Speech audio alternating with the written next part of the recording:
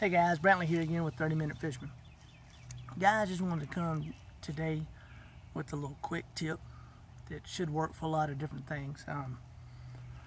On this rod right here, I've got a little finesse jig tied on here with a Zoom big critter crawl on the back. And again, this is a little 1/8 ounce finesse jig. And then also I got a little bit of the weight of that trailer on there, so that adds a little more weight. So a little bit heavier than 1/2 ounce, but what I really wanted to focus on today, guys, and I think this gets missed by a lot of people, and of course I see a lot of times when I take people fishing who have never been fishing before, or even, for example, when I was teaching my daughter how to fish. And you know, she would always say, because I tried to teach her, you know, which I think a lot of people learn, you know, when you feel that, you know, if you get this on the end of the rod, that's usually a fish, or you know, that bump, bump, bump, bump. I think most people would be able to tell that's a fish, but not always, especially when you first start out, because you got to remember that, you know, your bait, whether you're fishing, like I said, like this, a little jig, even a Texas rig worm, crankbait, there's a myriad of things. You know, those baits are going to run into something on the bottom. They're going to hit a rock. It's going to hit a stump. It's going to hit a log. And a lot of times people think that's a fish. Well, and then they, you know, they're setting the hook and they end up getting hung up in that stump, that log, that rock. It happens sometimes. Maybe sometimes not. But the one thing I wanted to touch on today was another thing that that will help, and this is especially true, you know, a lot of times, like this little finesse jig. All right, this is a finesse jig, okay? So typically when you're fishing finesse baits especially, you're going to get that softer bite. They're not always necessarily going to just boom, hit it real hard. You will get that, but not always. But a lot of times when you're fishing a finesse technique like this finesse jig, say a shaky head worm, an eco rig, things such as that, you know, a wacky rig.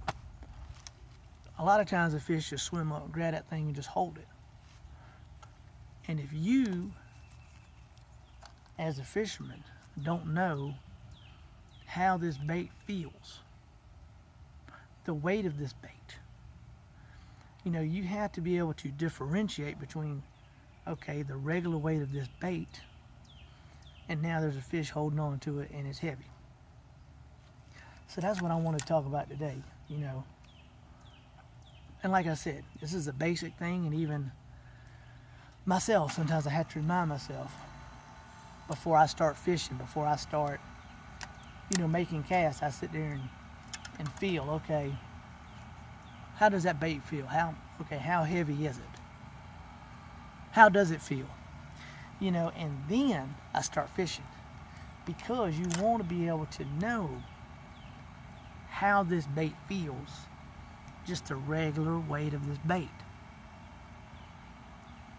And I know that sounds really simple, probably sounds silly, but it's the truth. And I think it's something that not a lot of people get taught, especially beginning fishermen, you know, and it will help for you to know these things, for these little things like that, you know, to know the weight of the bait that you're fishing, or you know how it feels on the rod you're fishing on.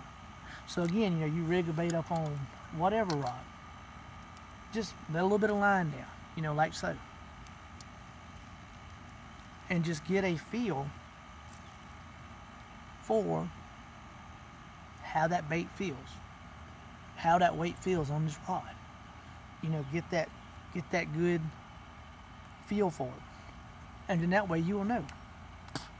So when you do get a bite, you'll be able to tell a lot easier, and it'll put more fish in the boat. And then one other tip I got for you, and I know this has been said before, and I'll say it again. I mean, other people and myself included. Hook sets are free, guys. For any of you guys starting to bass fish, if you feel like you felt a fish, or you saw your line move, or something like that. And all these are signs of a bite.